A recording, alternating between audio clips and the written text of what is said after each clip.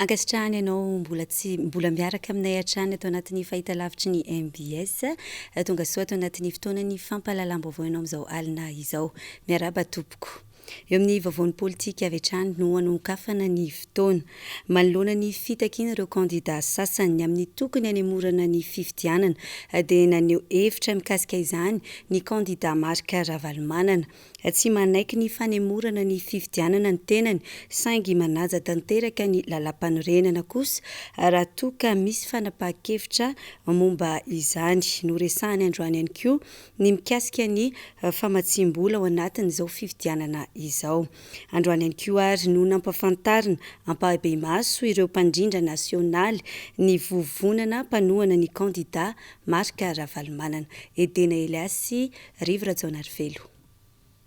Tsy mankasitraka ny fanemorana ny fifidianana ary ny fanakorontanana mety ateraka izany ny kandida laharana fahadimy amby roapolo Marc Ravalomanana. Io no nambarany nandritra ny valandresaka ho an'ny mpanao gazety Androany Maraina Tetsy Faravohitra. Raha toa ka misy kosa ny fanapahan-kevitra politika momba izany dia manaja tanteraka ny lalàna ny tenany ary manaiky izay tapaka ireo ambaratonga mahefa mikarakara izany. Ny kandida Marc Ravalomanana dia laharana fahadimy amby roapolo dia manaja tanteraka ny lalàna sy ny constitution lalam-panorenana ka izay voalaza ny lalàna sy lalam-panorenana dia ajaina toy ny andraka Andriamaso ka ny lalam-panorenana dia milaza mihitsy hoe tsy maintsy tapitra ny fepotona iasan'ny mpitondra ary efa tapitra io tsy maintsy isy ny fifidianana ka raha ohatra misy an'izany fanapahan-kevitra zany dia io ngambany andraikitra no amenan'ny CENI na le commission électorale nationale indépendant zay tena miandraikitra andrisika izy ihany nameny le daty zay zany manatena fa samy manaja zay daholo ny olona rehetra.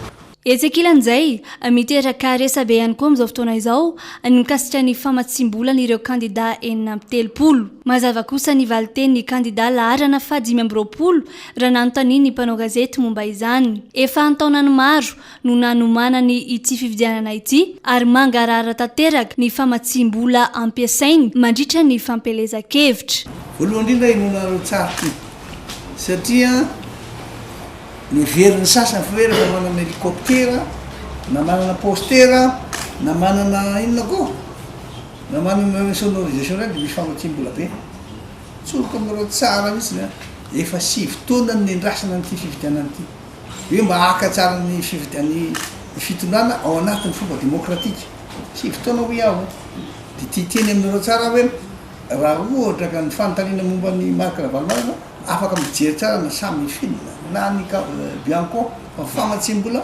netana nanaovana ity dia voalamina tsara mihitsy hoe zao aby nanaovantsika azy ohatra zao postera zareo avy any Washington zao nanampy hoe toky dia niresaka tany amin'ireo zareo miprity dia laza hoe loa zay ny antony antika le manifesto ty amenay dia ohatra koa ny avy any larenao le antso nataoko tany Antsirabe nanao antso tany Antsirabe samina reo dia samy nanozy azy natao voanty maraindray zao nahita nanao izy dia reny a nataony zareo ny fanampiana ray zay ao zay fa ao koa nefa ny fiomanany ohatra zao ny hélicoptère reny reny hélicoptère reny tsy maintsy nataony négociation hoe dia ataovy aloha zay mba ahafahana manampy satria tsy vitanay amin'ny tomobile na amin'ny tongotry anio fa tsy maintsy mila hélicoptère za mopetraka tany Afrika io avy any Afrika atsimo zay nga mba tsotra be mihitsy ny valiny satria compagnie io compagnie efa niaraka tamiko hatramin'ny roso arivo daholo io dia misy hélicoptère anankiroa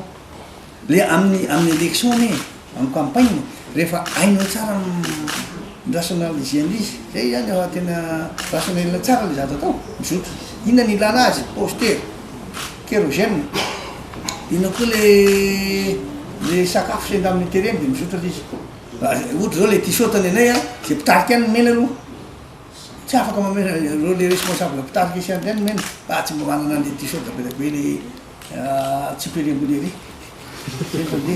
efa vonina tsy misy andrasoandrasointsony ny fiatrehana ny fifidianana ho an'ny kandida laharana fa520 atreto mahatratra 420 ny toerana efa notsidiany nandritra ity fampelezakevitra ity vonina hiaraka amin'ny ao ihany koa ireo mpandrindra nasionaly ny vovonana mpanohana azy nampahafantarina androany tamin'ny fomba ofisialy ireo mpiara-miasa amin'ny akaiky ao anatin'izany ny taleny fampelezakevitra Tsenoarsoa Benja sy Charles Ranavela ny mpandrindra ankapobeny Serge Zafimahova ireo komity mpandrindra Dona Andriamaefamparany John Ravalson Jimmy Ramiandrosoa ny kolonely Mamiantra Andriamanana Aurelien Mampore Patrick Ramiaramanana ny filohan'ny komity mpanohana ny Marika Ravalomanana Constant Ravelson ny filohan'ny komity manohana ny fampandrosoana sy ny famarinana ny kolonely Eugène Claude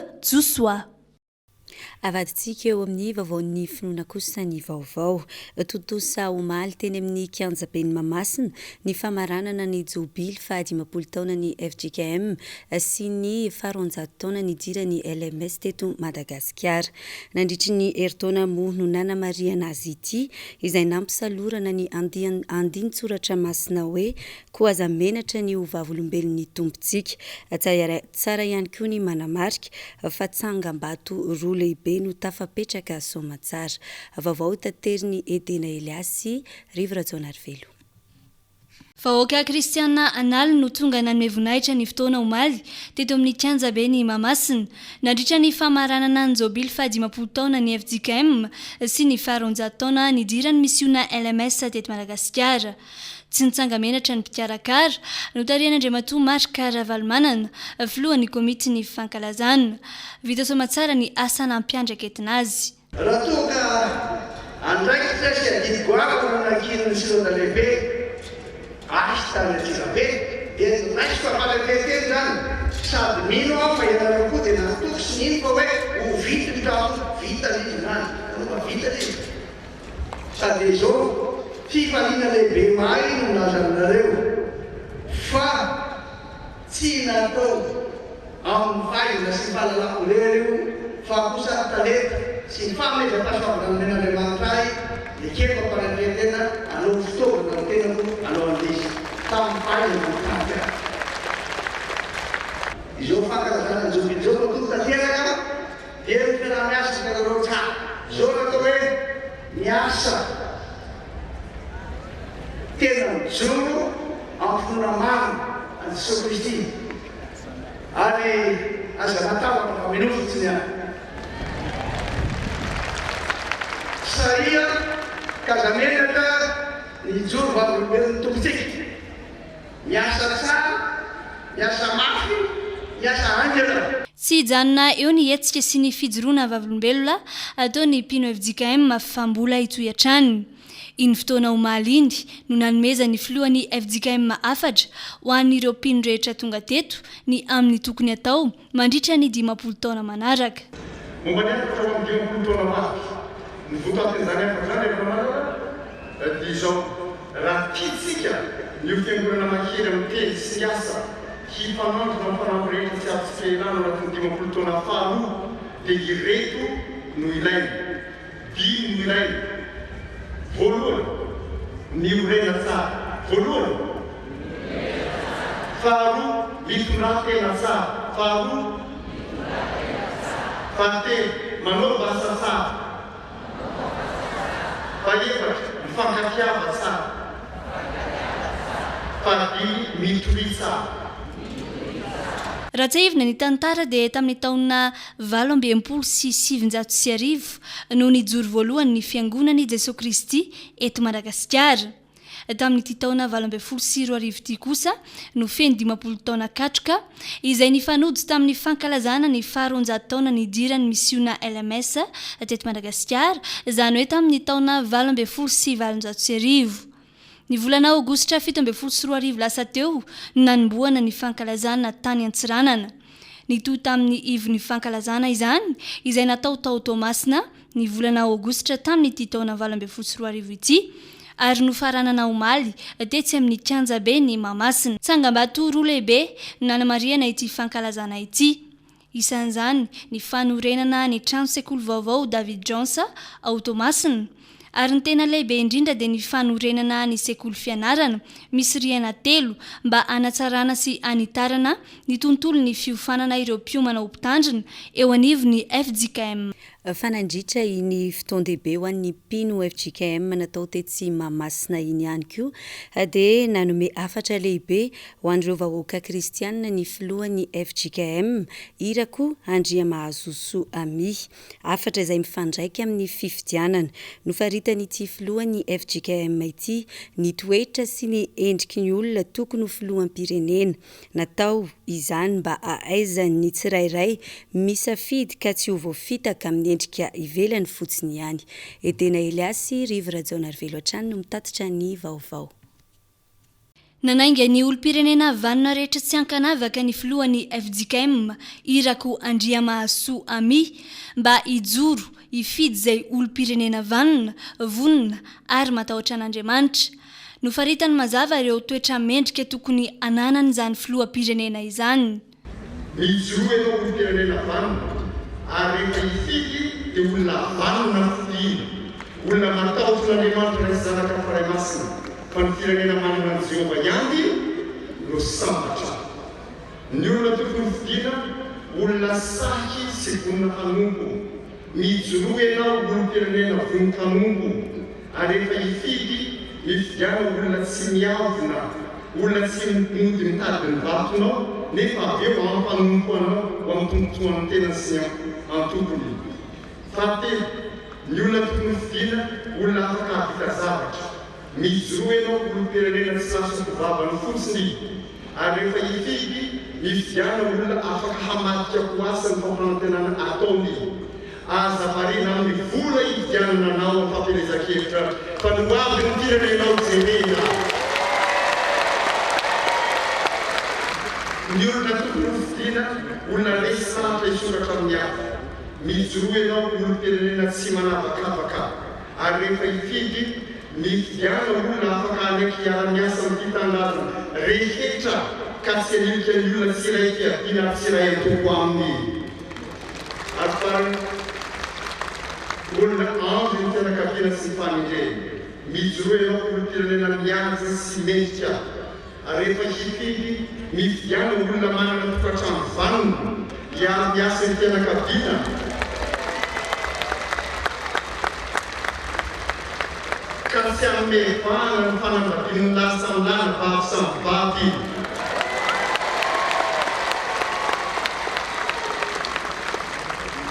Ary tsy miteny fotsiny hoe hiady amin'ny fahalovana fa afaka manam-pofo mihitsy ny fandreseny ny kolikoly.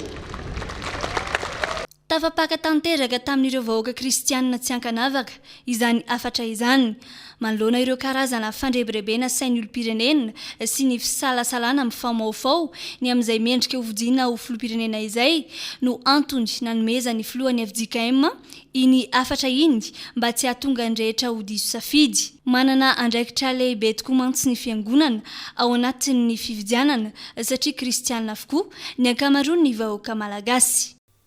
Eo amin'ny lafiny fitaterana kosa indray dia tsy mitsa miakatra ny solika ka mampitaraina ireo mpitatitra vokatra izany dia voaterina mpiakatra ny sarandalana ho 900 ariary ny avy eo anivon'ny fifiabe zotra mampitohy ny vato sy vasakosy. Na dia ho aza nefa izany fiakarana ny sarandalana izany dia tsy afa manoatra ny mpandeha. Jessica Miray sy Manora Andremalala. Efa mameno ny taxi be fifiabe zotra mampitohy ny vato horizon amin'ny vasakosy, ny takelaka manambara ny fiakaran'ny sarandalana ho 900 ariary manomboka ny voalohan'ny volana novambra izao. Raha saika hiakatra hatrany amin'ny 700 ariary izany teo aloha. Tsy mitsaha miakatra ny gazoal, izany no antony ampiakaranay ihany koa ny frais raha ny fanazaviany avy amin'ny mpamily iray. Tsy misy raha teo koa ny fandraisana andraikitra avy amin'ny fanjakana. 10 moa mbola frais-nay aloha amin'izao fa rehefa 1er novembre fa mety hiakatra 900. Ny antony aloha le gasoil tena miakatra foana. Miakatra tsisy fitsarana izy nefa tsy arakarak'izay koa le fanamboarana. fanamboarale tômôbila dia izay mahatonga izy io. Mitaraina vokatra izany ireo mpandeha satria tsy misy azo ataon'izy ireo fa tsy maintsy mandeha na eo azy izay fiakarana izay. Mitaraina ihany koa izy ireo fa tsy araka ny fiakaran'ny saran-dalana ny tolotra avy amin'ny taxi be fa mbola maro no mihodina an-dalana. Tsy manitsy mitatitra hoe afaka saran-dalana satria lakatra misotro. Amin'ny lafiny iray koa zany izy zakan'le vendeur satria miakatsy eninjato dimanjato miakatsy eninjato dia farany mety akatsa valonjato satria hita mihitsy ary. Nefa ny olona tsy maintsy vezivezy, ny olona tsy maintsy asa miakatra. Fahitako anazy zany tokony hoe solution zany hoe maromaro tsiraisana fanjakana sy ny mpitatitra tsy manko raha misy fanjakana ireo mpitatitra ireo fa tsy hoe izao ihany ny ankamaroan'le mpitatitra zany tena hita tsy manaja an'le hoe mpandeha tena marina. Tsarakaraka ny hoe fiakarany tsarakarana zany tsy tena fizaka moa ny frais dimanjato efa antonony kosa fa tsy tokony ataka tsony dia le bus mivaty koa fa anampy izay miala any amin'ny horizon izao dia manivana be izy tsy makany vasakosa izy fa talatamaty farany dia eo talatamaty indray dia aveo ndray eo sasa eo mibao farany tsy mitondra vasakosa mihitsy izy zany efa miaro bus efa foana aloha zany zay vao misy miakana vasakosa dia apadalana koa tsy tokony dimanjato zany mihitsy ahoana talatamaty dimanjato nefa miakatra ny eninjato tokony telonjato foana misy talatamaty tapadalana. Miandry indray araka izany ny mpandeha ao ariany izay fiakarana amin'ny voalohan'ny volana novambra izay mba ho tsara kokoa ny tolotra ary mba tsy ho vonjy tavanandro fotsiny ihany. Hotoizantsika eo amin'ny vaovaon'ny fiarahamonina kosa velotaraina trano ireo mponina eny amin'ny faritra Iva eto Antananarivo ny amin'ny fahatsetsena tatatra vokatry ny fiakaran'ny rano ary tonga treny ambalahana mihitsy izany rehefa avy ny orana ka voatery mandao ny trano fonenany mihitsy ireo mponina. Teny amin'ny faritra Kazomanga avaratra iny ary no nandalovan'ny mpanao gazetinay tamin'ity androany ity. Rahantsika vetrany. Ety amin'ny fokotany Ankazomanga avaratra sy Andranomahery isika amin'izao. Anisan'ny faritra Iva ihany koa ety satria miakatra be ny rano rehefa fotoana ny fahavaratra tahaka izao. Tsy antsina ety tatatra ity ka tsy mivoaka ny rano. Nisy nanorina trano rahateo eo amin'ny tatatra fivoahan'ny rano ka tsy misy voahany intsony. Miakatra trany amin'ny valana araka izany ny rano rehefa avy kely ny orana ka potika tsy misy ireto vary ambolen'ny mponina ety ireto.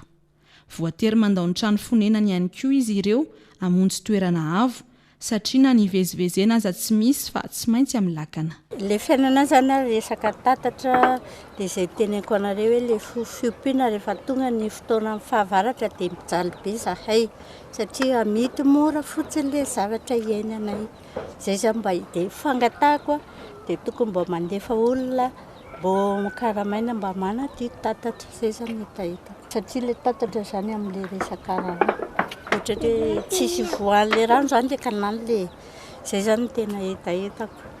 Resaka rano ihany mampijaly ety zany izao raha mbola avy foana ary ngamba dia efa safosafo ohatr'izay dia midina makany dia very ao atambara dia tsy mivoaka makany fa mitsoka fotsiny eo iny dia tamboho ery amin'ny aniny ery le miparazen'ny aniny ery miparazen'ny karana fifehmy mihitsy misy tany vidina eo ohatsaohatsa n'ity Andranomahery ity zao dia mifefehana didina mihitsy eo mibokolena eo mihitsy dia tsisy lalana tsony rano fa mitsoka fotsiny eo zany rehefa tonga fararano rehefa tsy miakatsy moa dia fa tsisy azo ataoko io zany rehefa tena avy foana norana tonga dia tsisy miakatsy na ohatsan'iny ary rehefa tena mijija norana tsisy miakatsy mihitsy izay ny tena mampijaly anay ety Andranomahery ety. Araka ny fitaterana ataonay mpanao gazety avy eto amin'ny MBS hatrany dia tsy mitsaha-mitaraina mponina eny amin'ny faritra Iva ny amin'ny tokony hijerena manokana azy ireo satria potika hatramin'ny tanànany sy tsy misy fivelomana mihitsy. Efa nandritry ny 80 taona izay no nanaovany Edmond Koba teo Faravohitra, asa namelomany ny vady aman-janany ary mbola taony zanany amin'izao fotoana izao. Koba vary sy siramamy ary voanjo kosa no akora naovana ny koba ary 2 andro eo no andrahoana azy. Tsy isika eto an-toerana ihany anefa no manjifa ny koba taony Edmond fa hatramin'ireo vahiny avy any ivelany. Raha tsika ara ny vaovao mahakasika izay tateriny Jessica Miray. Tany amin'ny taona 1770 no nisian'ity fanaovana koba eto Faravohitra ity. Izy ireo ihany no manao ny koba sy mivarotra izany fa tsy manafatra akory. Orinasa kely mpianakaviana izy ity satria izy mianakavy ihany no miasa ato. Koba vary, voanjo sy siramamy no fangaro ilaina amin'ny fanamboarana ny koba. Miainga amin'ny fanivanana ny voanjo ny asa ary totoina miaraka amin'ny siramamy. Afangaro amin'ny koba vary kosa avy eo ary fonosana ravin'akondro. Mandritra ny 2 andro kosa no andrahoana azy ary tsy atao maty ny afo ny tontolo andro. Olana ho an'ity orinasa kely ity kosa ny fiakaran'ny vidin'entana hatrany ka miena ny tombony azo. Anaovako koba zany efa mataona maro zany hoe 15 ans zany ny alany anatra dia efa nanao koba 15 taona zany tsy 50 ans zany nanaovako koba 15 taona. Mitsena zany hoe tsisy fianany fa mitovy amin'ny isan'andro ihany fa ny vola miditra aloha kely satria efa lafo ny entana. Ny olana zao ny voanjo lafo, matin'ireo le mpanangona vokatra makany avelan'ireo zany zay zao matin'ny tsotro sy ny karana dia io ny vidy lafo amin'ilay vidin'ny entanay dia lasa niakatra be vidim-boanjo. Zany hoe vidim-boanjo zany zao taloha eo amin'ny 800 zao 900 300 ny kilao voanjo. Ka zay ny tena mampalahelo be amin'ilay asa zany tsy dia misy karama intsony. Dia karama zany lasa ny vidin'entana dia maivana zany zaka misy hohanina sisa. Manodidina ny 500 ariary eo dia efa mahazo koba eto raha antsinjarany. 503 alina kosa raha ilay lava iray manontolo. Maro ny mpanjifa eto no mividy koba alefatra ny ivelany. Ho faranantsika eo amin'ny vaovaon'ny fampianarana kosa ny vaovao amin'izao alina izao. Isa taona aorian'ny fivoahan'ny vokam-panadinana baccalauréat dia misy hatrany ny hetsika salon des étudiants mba hitarihan'ireo mpianatra isafidy ny lalam-piofanana no izan'ny fianarany ka ny 4 oktobra hatramin'ny 4 oktobra ho avy izao no tanterahany izany hetsika izany etsy amin'ny Esplanade Ankatso. Raha tsika ny andindiny izay miaraka amin'ny Jessica Miray sy Manora Andriamalala. Mbola saika olana ho an'ny mpianatra vao afaka baky eto amintsika ny mitady anjery manontolo anohizana fianarana. Eo ny olana eo amin'ny tsy fahafahana amin'ny alafosan'ny saram-pianarana amin'ny université tsy miankina. Sarotra kosa ny fidirana amin'ny université Mpanjakana noho ny fahavitsin'ny toerana raisina amin'izy ireny sy ny fisian'ny kolikoly ihany koa. Raha 1,703 alina ny mpianatra avy eto Antananarivo no afampanadinana teo, manodidina ny 5,7 alina kosa manerana ny nosy, dia tsy misy afa-tsy iray alina eo ihany no afaka raisin'ny université an'Antananarivo. Nanome toko kosa ny avy eo anivon'ny université fa hanara-maso ny fisian'izay kolikoly izay. Mazava ho azy raha miterina hoe manahoana ilay kolikoly. Kolikoly zany dia zay tsy teny aloha misy ny 0 any fa ny université an'Antananarivo dia nanao fanarahana fiara-miasa amin'ny fikambanana le tsy tia kolikoly. Asa raha fantatrareo zay misy afisage be momba an'izay vao miditra etsy anoloana etsy nareo ka zay tsy tia kolikoly noho izany miezaka mba tsy isin'izany mihitsy ety amin'ny université an'Antananarivo. Isan-taona tahaka izao kosa izany hoe ao arian'ny fivoahan'ny fanadinam-panjakana baccalauréat dia misy ny hetsika hitariana amin'ny mpianatra anohizany fianarana na ny salon des étudiants mandritra ny 3 andro ka hanomboka ny alarobia 4 oktobra izany ka tsy farana raha tsy ny zoma 4 oktobra. Ny salon de l'étudiant izay tanterahana eto amin'ny université an'Antananarivo manomboka ny 4 volana oktobra 5 farana ny 4 volana oktobra dia ho atao etsy amin'ny esplanade ny campus universitaire an'Antananarivo. Ny thème napetraka moa anty édition 2018 dia vitanao raha tetsy amin'ny dia lehibetsihany tamin'ny banque de filanto le izy hoe orientez-vous efficacement vers votre profession. Ka mazava ho azy inona moa no entina amin'izany salon zany, salon de l'étudiant, zay tena hoe hitako hoe public cible amin'izy io zany de eo le nouveau bachelier, fa eo ihany koa ireo mpianatra zay efa ity amin'ny université hafa ka maniry anohy fianarana ety amin'ny université n'Antananarivo. Mandritra ireo 3 andro ireo araka izany dia izy sy ny fanampinan'ny mpianatra isafidy ny lalam-piofanana no izany ny fianarany. Dia izay vaovao mahakasika ny fampianarana izay koa no entina manakatona ny fotoanan'ny fampahalalam-baovao amin'izao alina izao ankasitrahana ny fanaranao izany hatramin'ny farany. Aorian'izao ihany koa dia hiaraka amin'ny mijarasolontsika ao anatin'ny vaovao manokana ny akon'ny candidat numéro 25. Ny tena kosa dia mametraka ny veloma mandram-peona ary manome fotoananao ho amin'ny rapitsi toy izao indray.